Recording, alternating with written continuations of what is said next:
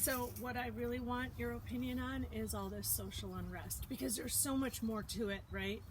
And I don't know, you always have a very optimistic view, but you're also an analyst. So I want to hear, just go. Just go. Go. Okay. Well, all right. Well, as it turns out, so we got a, like, you know, and I've said before, I really think this is as uncomfortable as all this change is. Yeah.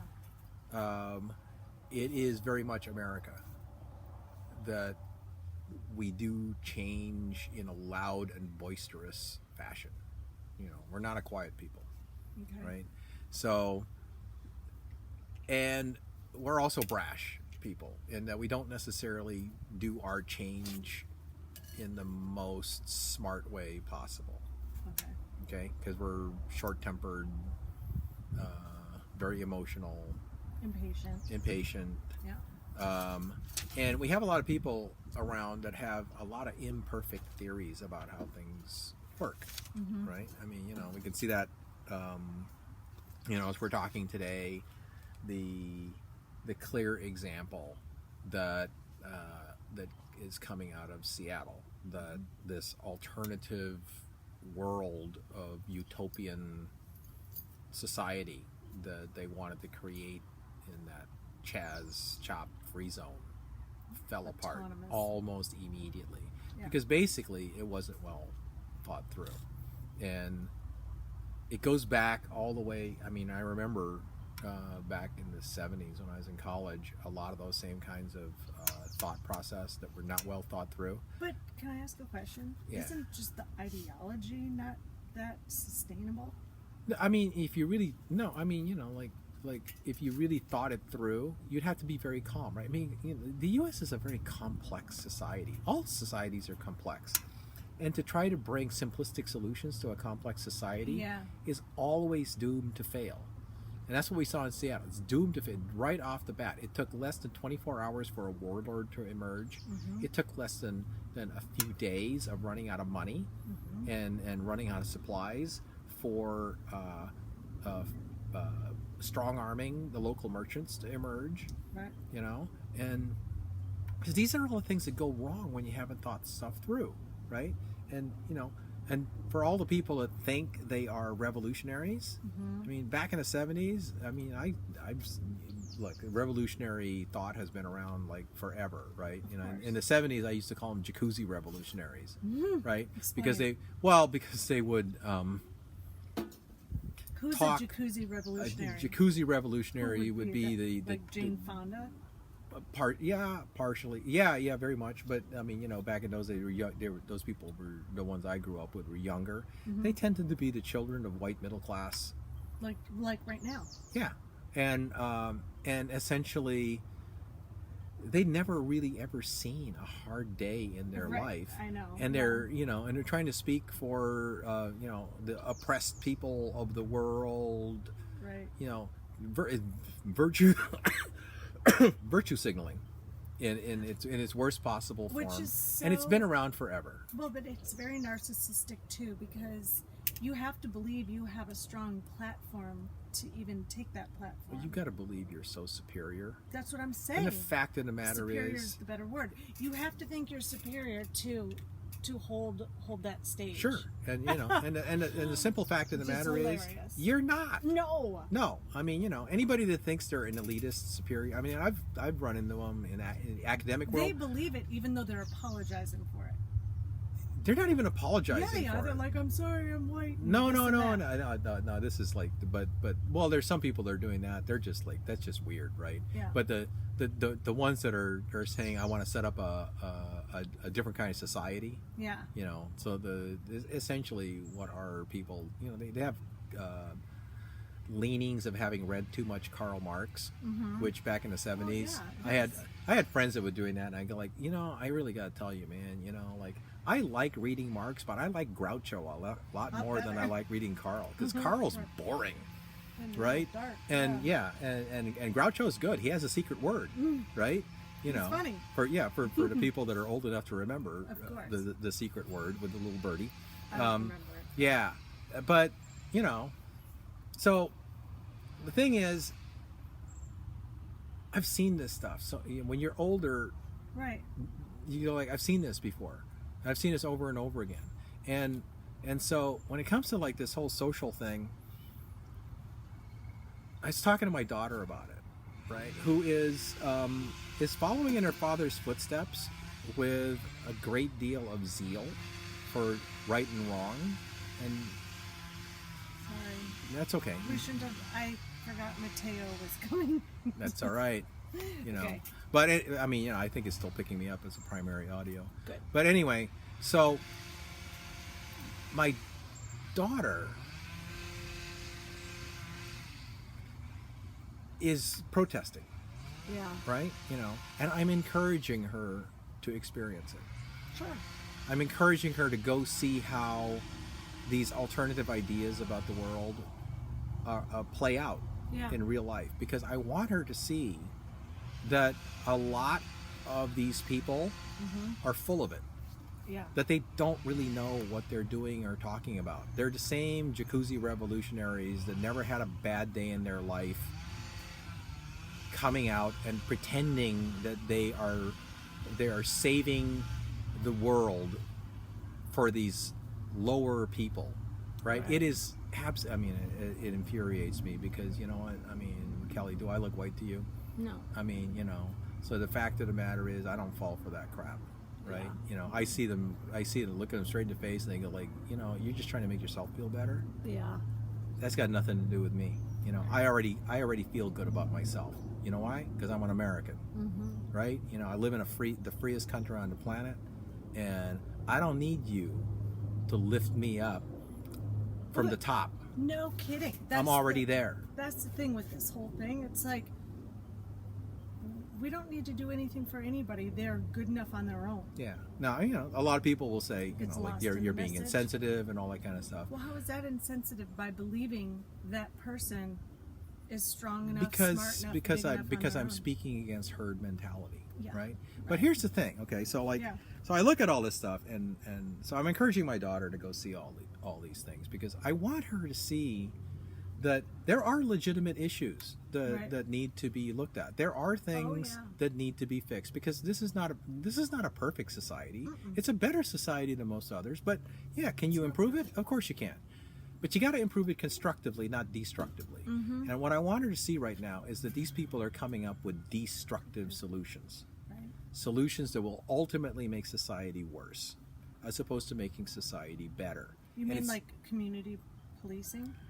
Well, I mean, you know, like, look, I helped invent the thing, Yeah. right? I mean, and that's an interesting story in and of itself, because as she asks me, you know, like, and she sees that it's not, that these people don't really know what they're doing, right? Right. Yeah. And so you go like, well, if they don't know what they're doing, how are things going to get better?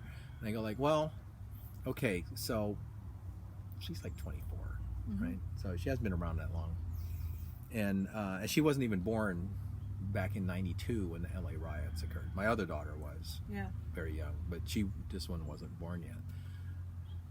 So I pointed out to her, I says, you know, your father's been involved in helping to make pieces of society better since before you were born, right? I mean, so 1992, the LA riots hit town. It was an interesting time, you know. Yeah. It was worse than it is now Yeah. in terms of the amount of devastation that hit the area. There was large swaths, and it was a popular uprising, Yeah.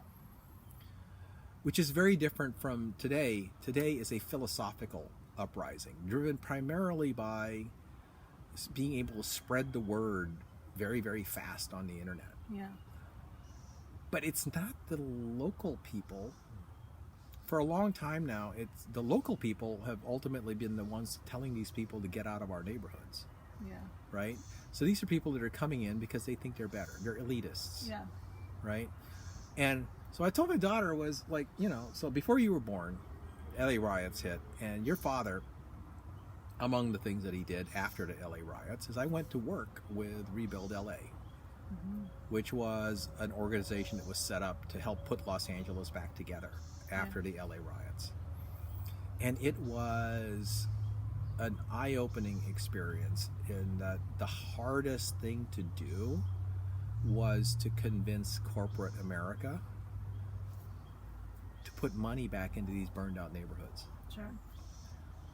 Because they were all looking at it from an investment perspective and saying, okay, so you burned a place down in 65, then you burned a place down again in 92, which basically means anything we put into this area is probably going to burn down again, right, in another 30 years or whatever, right? So why should we do it, right? Why should we bring high efficiency supermarkets that can provide the lowest cost goods and services to this area? Why don't we just let it be a place full of smaller shops that have higher cost of carry and have and make the poorest people in town pay 20% more simply because we don't want to lose the investment in another 30 years. That was the hard part of rebuilding Los Angeles, was convincing people that the people that lived there didn't have an interest in seeing this thing happen again. Outsiders may have an interest in seeing mayhem come to these neighborhoods again, but the people that live there are going like, no, we don't want that, right? Yeah. And so I started off by working with them. It was difficult because by the time I got there, it wasn't popular anymore. All the pretty people had left. I went there to help them with their computers. I found their entire computer system inside a closet that hadn't been opened for 6 months. It was full of dust. Hot. The machines were in danger of burning themselves, but no one, and this organization was relying on them. But, you know, there had been nobody there to maintain them. And I came in there, I opened the door, and I said, the first thing we're going to do is leave this door open. Yeah. Until I figure out how much dust is, and there were dust inside the fans of the computers. It was like cruddy, right? Yeah. Because the pretty people were gone. Because in the end, I mean, the sexiness of it was gone. The Peter Uberoths and all the people that started the whole thing, and it was a great big, and after a while it became like, you know, who cares? Yeah. Because America has a short attention span. Exactly. And so they just left it there going, it'll do whatever it does, right? But the job was still there. Sure. It still needed to be done. The place was still smoldering, and work needed to be done. And, you know, so there's a very small crew of very dedicated people trying to convince a supermarket chain to take the chance. Yeah. That is change, right? At the very gut level. Yeah. Because if you can drop the cost of living by 20% in the poorest neighborhoods in this country, you've made a difference. That's the numbers, right? Yeah. It's purely the numbers. And, you know, I think in numbers when it comes to stuff like that. So, you know, so while I was there, you know, because you're circulating around town and you're participating in other charitable organizations and stuff like that. And so I met a guy, one of the chiefs of police, at one of the charity organizations, who grabbed a hold of me by the arm and wouldn't let go and said, you need to come and help me. Way, way, way out there on the other side of town in the San Fernando Valley. I said, what are you doing over there? He says, we're trying to explore creating this thing at the LAPD to restore confidence between us and the community, and we're calling it community policing. We have no idea how to make it work, and we need help. To which I said, you're not going to let go of my arm, are you? He said, not really. So, and it was a difficult exercise in terms of, because, you know, this was right after the riots, and everybody was blaming the cops. Yeah. You know, and they didn't, and what people wanted to do, just like they do today, they wanted to punish the cops. Yeah. Because something went wrong. Yeah. Right? You know, and I go like, well, and I didn't know much about police departments at the time. And so I said, yeah, okay, I'll help. I'll figure this out. And so they had started doing. I said, well, why are you doing it out all the way out in the San Fernando Valley? They said, because we can't do it in the areas where it's needed the most right now, because the trust factor between us and the community is so low. Yeah. So we have to perfect these techniques in an area where it's feasible to understand how to make things work, because we're going to make mistakes. Yeah. As we start to figure out how to do this. Right. And again, it was a computer thing, as it turned out. So they were trying to do it all with people, meetings, and it wasn't working. They were unable. They weren't making a dent in crime. They would bring in the community, and the community would just basically complain, and then they would try stuff, but the crooks would get the better of them, and the whole thing. What is community police? Like, give me the definition. Well, I mean, I can have an idea. Yeah. But what's the actual? So at the time, what it was they realized that keeping a community safe, there's not enough cops to do it. Sure. Right? Because at any given time, that whole thing about the thin blue line is real. There's not that many cops out there. And the actual way that law enforcement is done in the United States is that 95 to 97% of all law enforcement is voluntary compliance. Yeah. People believe in the law. Right. They mostly That's follow the law. correct. And you got a few people that, they're just bad. Yeah. Right? And but for the most part, we follow rules. people believe in the rules and follow them voluntarily. Therefore, they don't have that much to do. Meaning, if we were all breaking the law, there's not enough of them to police us. Not nearly enough And at so, all. my point is, not that they don't have enough to do, but I'm saying there's only a few that they've got to go deal with. Yes. Because for the most part, Right. we follow Yeah. the law. Yeah. So, and in order to do that, you have to have a very high confidence in the law. You have to actually believe that the laws as they are written and what you're expected to do make sense Yeah. and are good. And the LA riots had shaken that assumption. Of course. Just Right. like now. Yeah, just like now, the trust. The trust is it's the fastest thing to evaporate. Yep. When you're talking about self-control or control among individuals. And so what they were trying to do is figure out a way to regain that confidence by connecting with more of the community. So community policing was investing police resources into creating bridges between the police department, which had traditionally tried to operate staying out of people's way, Sure. which apparently didn't work, right? Because it broke down, to one that was more engaged with people, hence the Okay. community, Okay. right? So they would bring in people like block officers and stuff like that. Essentially, the social working side of, except it's the people in the community themselves that are participating.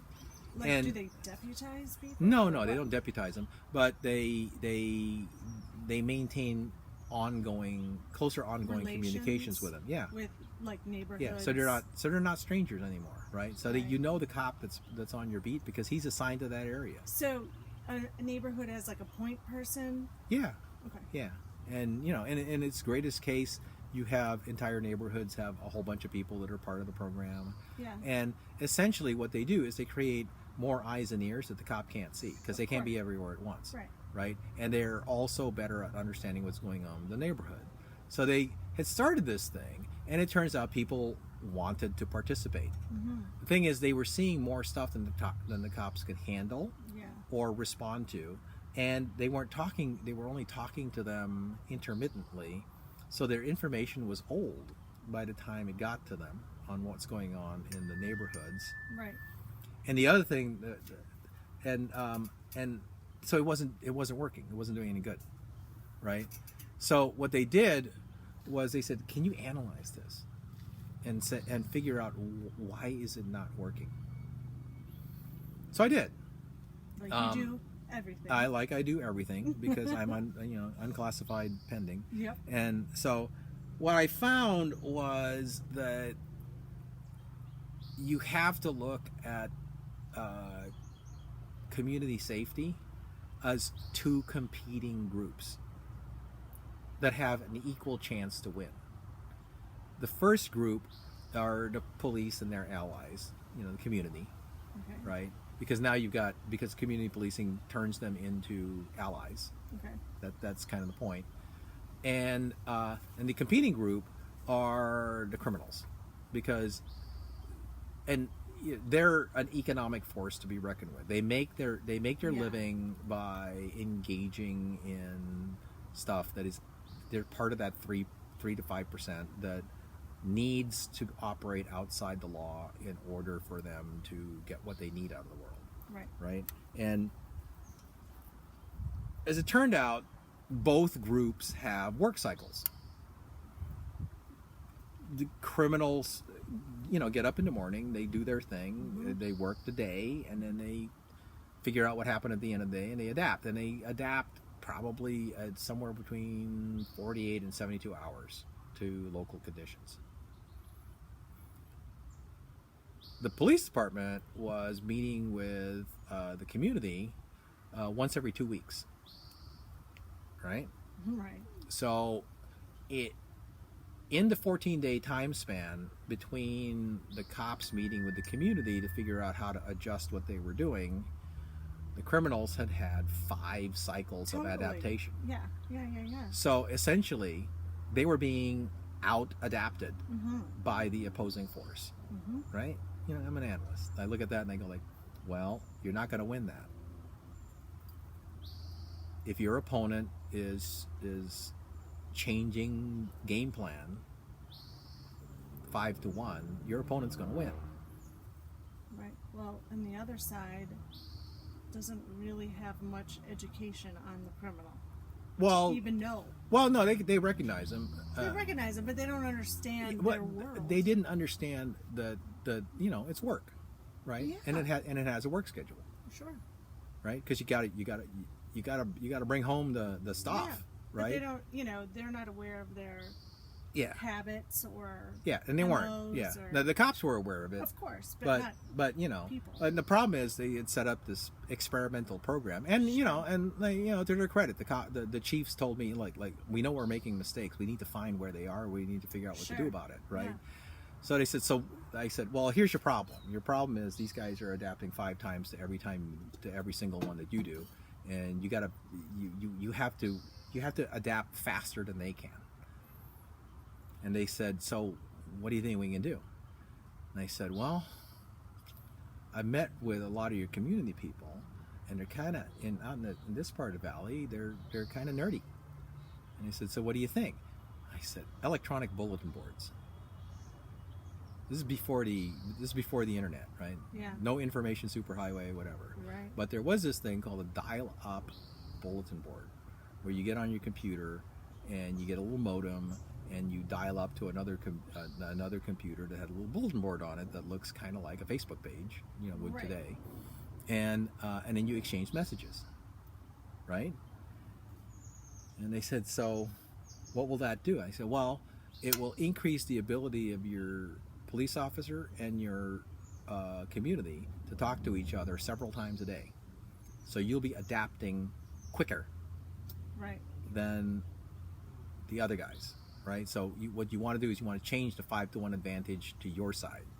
And I said, so this could do it because there's enough of these people know how to use a modem that could work. So maybe we ought to try it. They go like, so where do we get a bulletin board? I said, well, I got a friend of mine that hired me for a job to clean up some computers at one of their companies. And at the end of it, they gave me a whole bunch of old computers. Right. And they're like sitting in my garage. So let me go grab one of them, configure it with a bulletin board software. We'll bring it up here. We'll stick it in the station, grab a phone number, and see what happens. The people in the valley took to it like fish to water. Really? Yeah. Now they're communicating with their area officer several times a day, not just one, but several eyes, saying, okay, I'm watching this corner, I'm watching that corner, this is what's going on over here, these guys are active over here. No, they moved over there, right? So they're reconnaissance, essentially. But you know, but now they've got a beat on the bad guys faster, right? Sure. So now they have the More advantage. real time. Yes. Yeah. Which means the cops can now plan better. Mm-hmm. They can allocate their resources better, Mm-hmm. and they're intercepting these guys. And you know, and these guys are kind of have the incentive to go somewhere else, Right. right? It's And getting tight. and the area gets better, and it also, because of that, because they're communicating with each other more, their social bonding with each other becomes tighter. Mm-hmm. They stop being strangers and they become friends. The police and the people. Yeah, the police and the community that they're working with. Mm-hmm. So it works, right? Mm-hmm. And they go like, There's this a is common this enemy. is really great. So yeah, no, and then so the next call I get is I get a call from the sheriff's department of LA, you know, the LASD, and they go, we want one of those too. That's great, you know. So I go down to sheriff's headquarters, and I think I met at the time with like the under sheriff. Mm-hmm. And I said, well, where do you want to try this? And he goes like, West Hollywood. And I go, okay. He says, you know, like, where'd you get the computer? I go, I got a bunch of them in the garage. I'll just make another one, and we'll call it like the West Holly Right. thing, and we'll just put it in that station. Yeah. Right, and you know, and then you go talk to LAPD, and then about how they're setting up the model. Yours will be a little bit different because you're a different department with a different culture.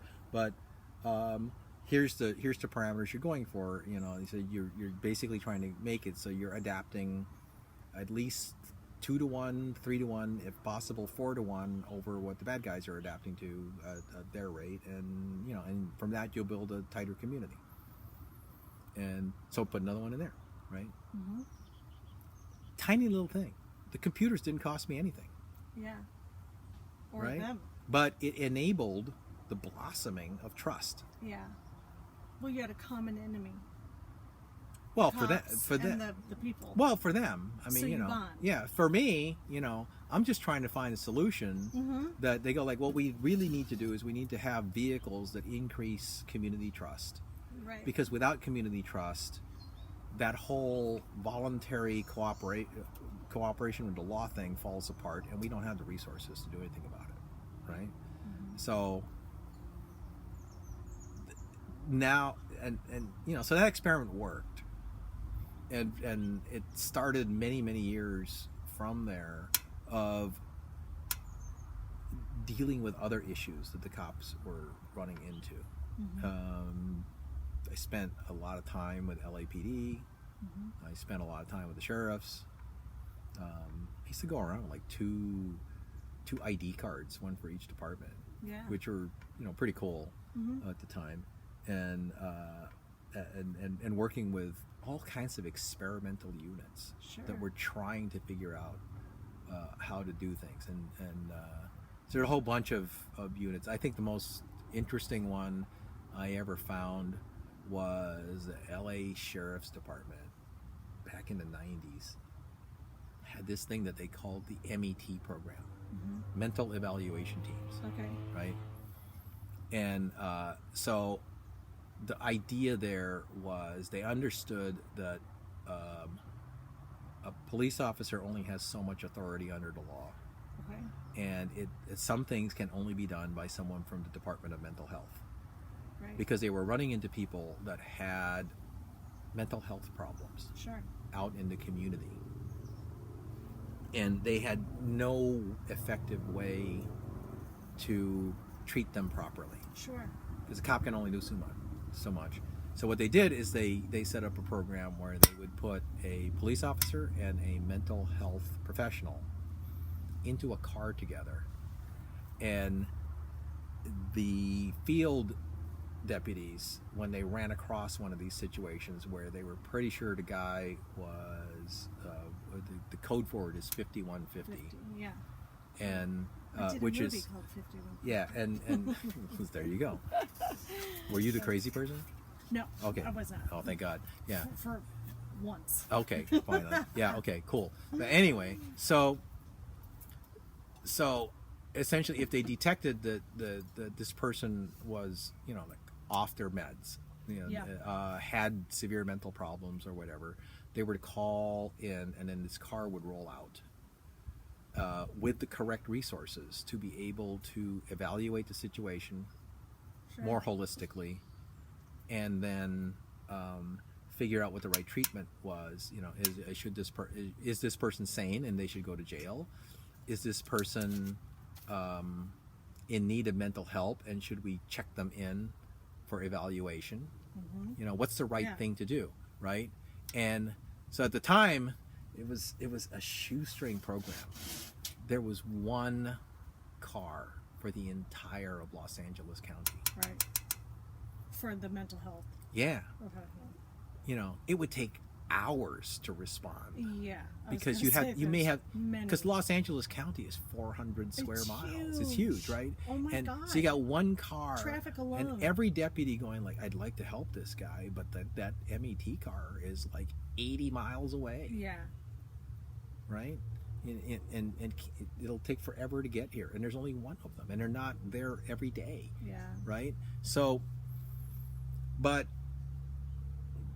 I saw these departments trying to do these kinds of things. They have others, in other departments they have things like victim assistance, which is that's not for 5150s, but it's for the victims of violent crimes, rapes and stuff like that. Yeah, I know a woman who does that. Yeah, and it's a very good program. And they put these kinds of things together basically because the cops were being asked to be social workers.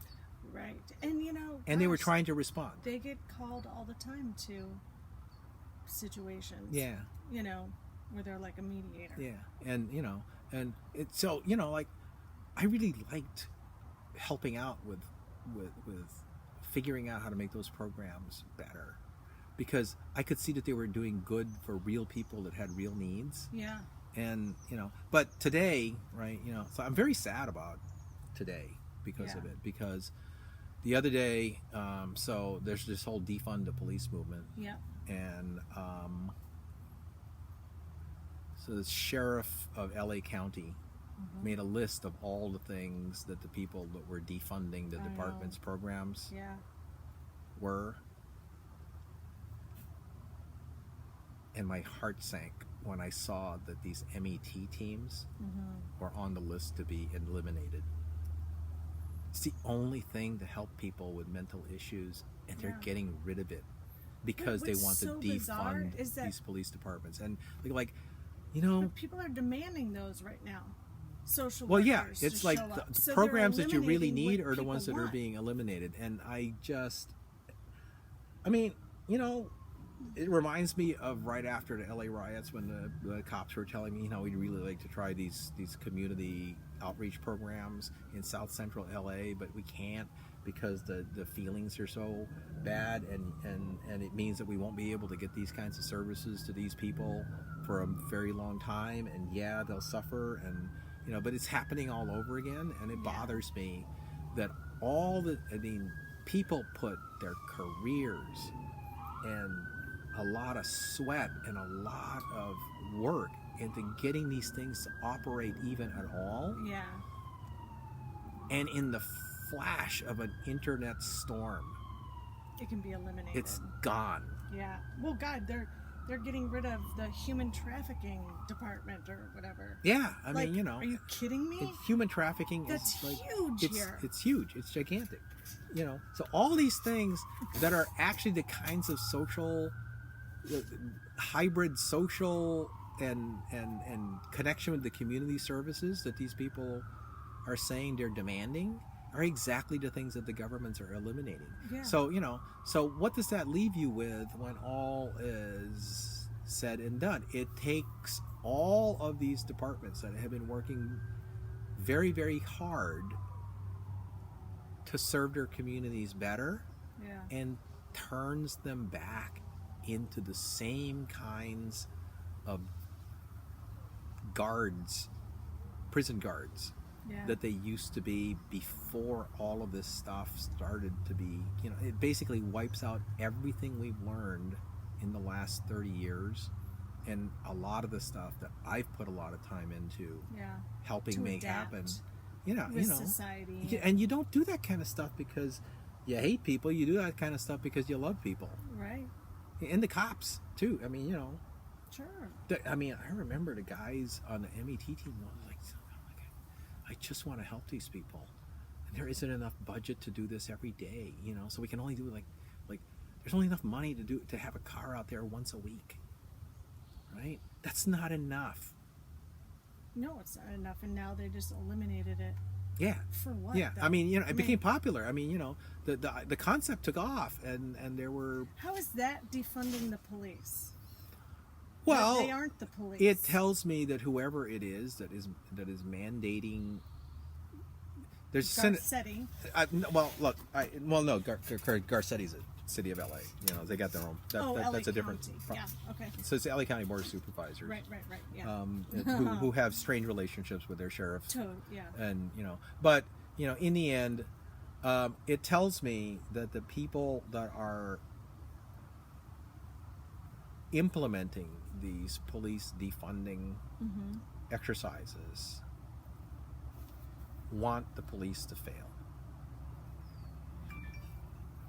They don't want them to succeed in helping communities. Their agenda is to debilitate them to the point that they cannot help. Right. They want to make it so that they become inconsequential to society. Right. To be replaced with what? I do not know. They say we want to replace them with social services. Like, you know, the models for the social services are already there. Well, The laws haven't services changed. Can't show up without police. No, it's like well, It's amazing. no, well, you can, because there's Department of Mental Health people that show up all the A lot of time. people aren't going to want to. Well, you can't send them to places where it's dangerous, That's my right? point. Because yeah. the whole reason for why you take a mental, you know, if you're going after a guy that's 5150 and it could be dangerous, And he you has don't a gun. You don't want to send a mental health professional there alone. No. They'll get him killed. Well, no EMTs are going anywhere dangerous without the Yeah. police Well, escort. fire departments Fire department. will hold position until the police arrive, Exactly. even in the most dire of circumstances, Yeah. because they go, look, it's not my job to take that risk. So, I'm not a cop. So here's the So question. I'll wait for the cops to arrive, and they'll clear the area, and then we can go in. And you know, So- you can watch them sit there with all their I've gear, seen 'em many times. holding on to their cases and bags and respirators and all, and they sit there going, can't go in yet. You Yeah, I know. It's too dangerous because you don't know what there's a report that these people may be dangerous, and so we need to wait for somebody that can actually make sure that it's safe for us to go do our work. So let me ask you a question. So I would say that one in I don't know how many cops there is an unsavory character. I can think of someone I know that I don't think should have a badge, no way. But that's just one, and I know so many law enforcement officers. How do we root out the bad cops? Well, okay, so Like the Chauvin and this person who I know. I mean, there are personalities that shouldn't have the power of the badge, well, yeah, and they show it. yeah, well, yes. I mean, you know, so So I mean, because that's a problem. yeah, it's, Right? Isn't it? having worked with police departments for I don't know 30 years, Yeah, a long time. you see a different world. Yeah, You know, once your little badge gets you past the front door and into the back, it's a very different world from what people see, because you're off stage. You know, it's Sure. like your on stage personality Yeah. when you're out there in public, and your off stage personality when you're on the interior. And you know, so I hit my little card key, the door unlatches, I go in, and they're nice people, good senses of humor. They blow off the stress of the day yeah, with by joking about it, because you know, it's like, but you can see that, you know, like the the joke is basically a guy going like, oh my God, I almost got killed today.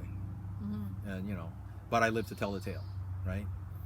I do firearms training with these guys, and, and I basically tell them, I'm going to teach you to shoot to kill, because doing the paperwork on your dead body is a pain in the butt, right?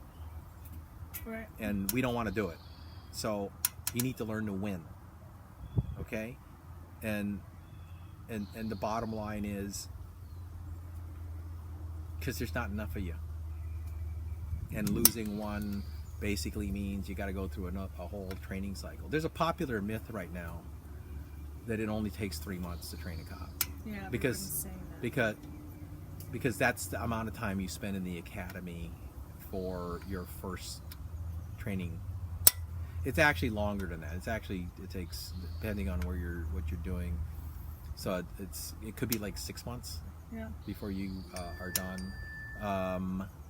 Reserves take like a year and a half. Yeah. To go through their training.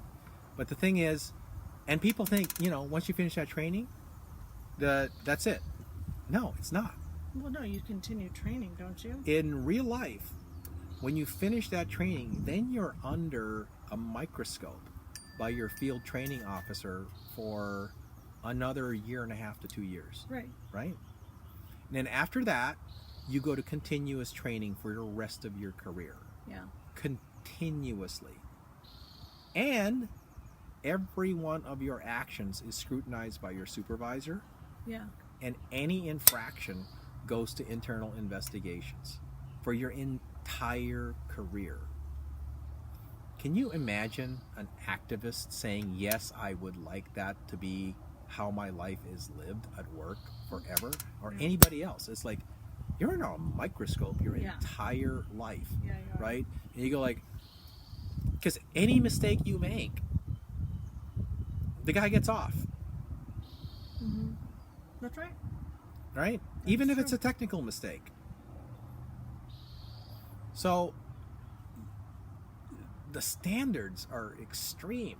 Now, the composure, these people are human beings, and not all of them have the composure to be able to operate in a respectful manner. Right. But some are abusive. Some are abusive. And I'm not trying to sensationalize that either. But see, so like, a lot of people don't see it. But I've seen more cops fired over the last 30 years. Because when you're there, you go like, oh, like what happened to him? They go, well, he ain't a cop no more, right? Because he messed up, right? And the mess up was such that the chief or the board said, I'm sorry, you can't do that anymore. And and when you do that, particularly in California, you get fired. You can never be a cop again anywhere. That's it. You're done. Right? So, and I've seen it happen to people. I've seen them get taken off and never show up again. I've seen them, for whatever reason, that's it. They have to go find a new life. So, what do you think the answer is that will satisfy people, or is it just that they want to dismantle the entire idea the answer kind of goes like this. There is this thread of an idea in the world that the police unions and the process of evaluating, whether a cop is performing properly and whether or not they need to be punished or fired. There's a very defined process for that, and the process is protective because it's kind of like employee protections, right? Sure. So the employee protection systems that are in place for these departments are pretty rigorous. The people that attempt to protect the cop that is under evaluation, they do their job to the best that they can, and in the back and forth of it, there is this population that really shouldn't be there, but it still stays. Now, the thing is, it's a very secretive process. because it's a it's a employee employer protected Yeah. space, right? And there are laws that protect that. The fact that you're a cop, the law still protects you the same way as any other human resources situation around. You know, there's certain things you can't talk about with other people, right? Now, that's probably something that needs to be evaluated, because the fact that people think that 3 months of training in an academy is all that it takes and then they leave you alone forever is false. Yeah. That needs to be more transparent. People need to understand exactly what happens to these guys and how they spend their careers under a microscope, and know how that works, right? Because knowledge is clarity. Yes, it is. And Yeah, and people don't have the knowledge to be clear about what is actually going on. The other thing is transparency is clarity, and the evaluation process of how this works needs to be more transparent. Yeah, it's a dicey thing because it goes in employment law more than it goes into behavior and conduct. But those are areas that can be worked on, you know, and it doesn't require dismantling everything good that we do with these forces. There is also the question of, you know, are we deploying these people properly? Because there's different models of policing, right? You know, so right now we have American policing is built primarily on the individual officer is expected to know everything and be able to make that a mountain of decisions the second they open the door in that car, right? It's a lot to be carrying around. That's why the training is like grueling and continuous and forever. And when they talk to each other in, you know, penal codes and traffic codes that they understand, because it's it's an inside language at that point, because they're expected to know all this stuff, and so they talk to each other that way because it helps them remember all the things that they need to pay attention to. And people think you're just like trying to hide stuff from us. No, they're like trying to make sure they don't mess up. Yeah. Right? And so, but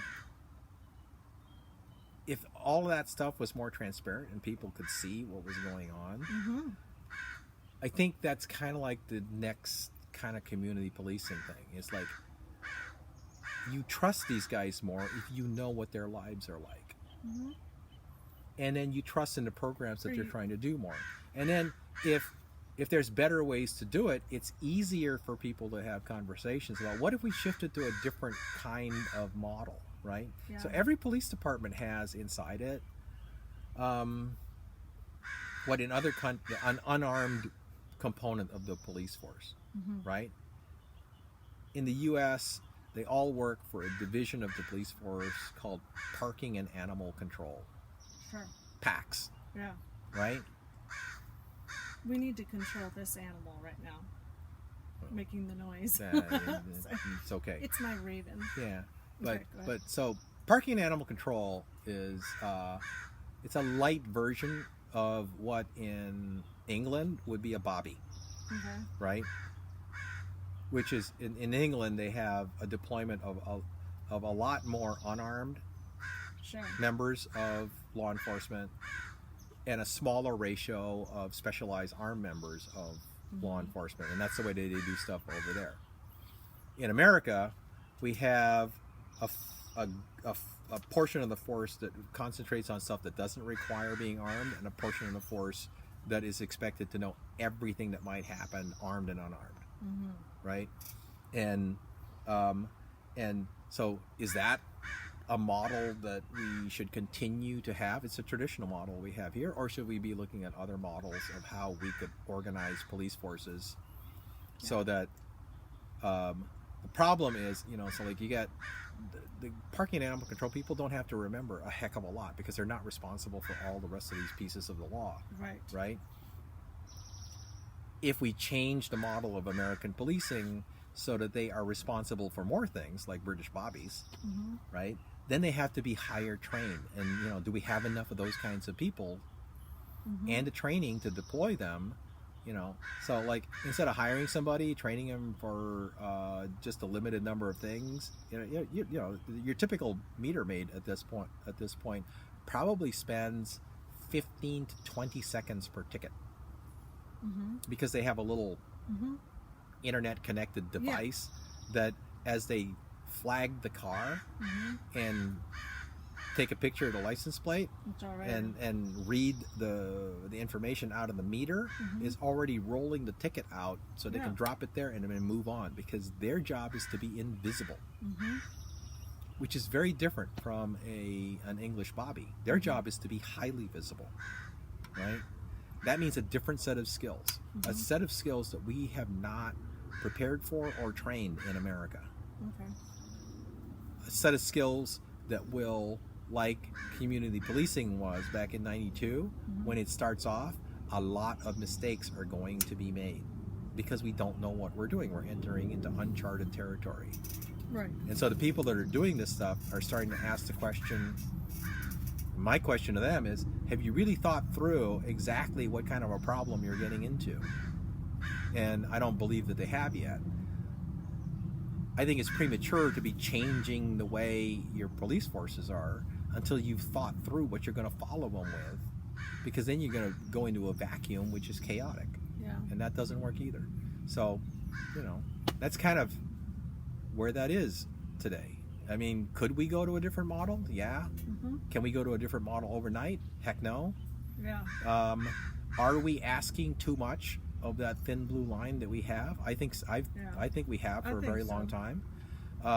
Are there people inside there that can't take the stress and the process to keep only the people that actually can keep the composure in those jobs? Yeah, I mean, you know, we need to look at all, but the only way we're going to do that is if we're more transparent, if we're more honest with the fact that we're working through imperfection. We're not. America's not a perfect place. Our police system is not a perfect thing, and you know, we got work to do. Yeah. But destroying it, it's going to make 10 times the amount of work. I don't know. This is probably my bad attitude, but the communities that say they want to eliminate police, I'm like, go right ahead. Well, go ahead. Then you're dependent on the 95% of the people that choose to comply with the law. I know, but they're going to learn real quick. And the problem is, if you don't have the deterrent force for the other 3 to 5%. Oh no, I get the problem. Everybody else is going to have to make up for it.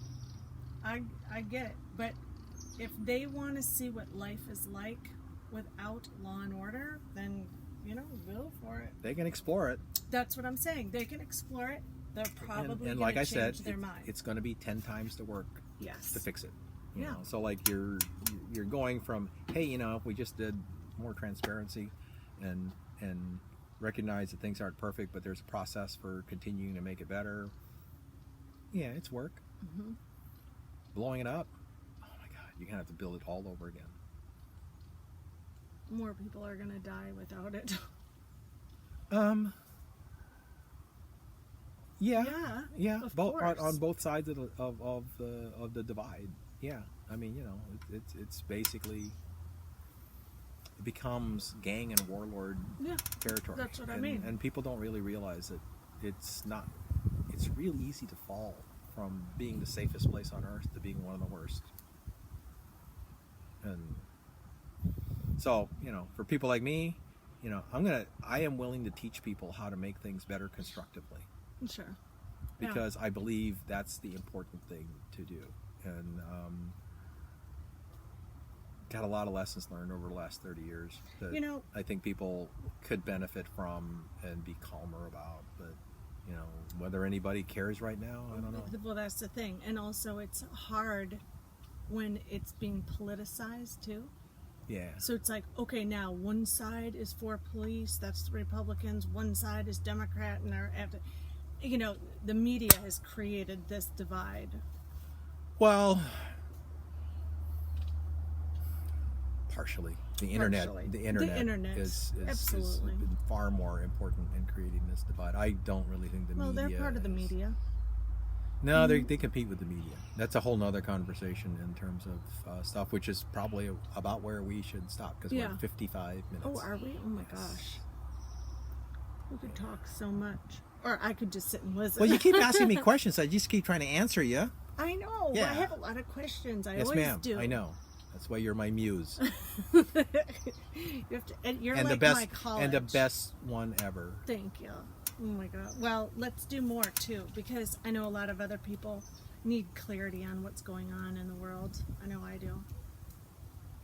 Yeah. Yeah. Yes, Kimber. Stop. Kimber wouldn't even know who's president right now. Okay?